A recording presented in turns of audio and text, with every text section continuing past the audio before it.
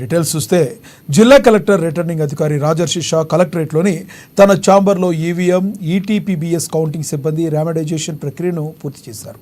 మొత్తంగా EVM counting సిబ్బంది 108 మంది ఉండగా ఇందులో కౌంటింగ్ సూపర్వైజర్లు 36 మంది, కౌంటింగ్ అసిస్టెంట్స్ 36 మంది, కౌంటింగ్ మైక్రో అబ్జర్వ్ మరో 36 మంది నియమించారు. అదేవిధంగా పోస్టల్ బ్యాలెట్ కౌంటింగ్ సిబ్బంది 68 మంది ఉండగా సూపర్వైజర్స్ 17 మంది, కౌంటింగ్ అసిస్టెంట్స్ 34 మంది, మైక్రో అబ్జర్వర్స్ 17 మందిని నియమించారు. ఆదిలాబాద్ బోధ్ అసెంబ్లీ పరిధిలో ఈవీఎం కౌంటింగ్ కోసం 14 టేబుల్స్ ఏర్పాటు చేయగా ఒక్కొక్క టేబుల్కు 4 చొప్పున ఏర్పాటు చేశారు. ఇందులో సూపర్వైజర్లు, 2 కౌంటింగ్ సిబ్బంది, మైక్రో అబ్జర్వర్లు ఉండనున్నారు. పోస్టల్ బ్యాలెట్ కౌంటింగ్ కోసం 7 సెగ్మెంట్లకు సంబంధించి 14 టేబుల్స్ ఉంటాయని తెలిపారు. పోస్టల్ బ్యాలెట్ ద్వారా తమకు ఓటు హక్కు వినియోగించుకున్న 2219 మందికి సంబంధించి ఆన్లైన్ క్యూఆర్ కోడ్ స్కానర్ ద్వారా 13A, 13B కవర్లను పరిశీలించడం జరుగుతుందని తెలిపారు.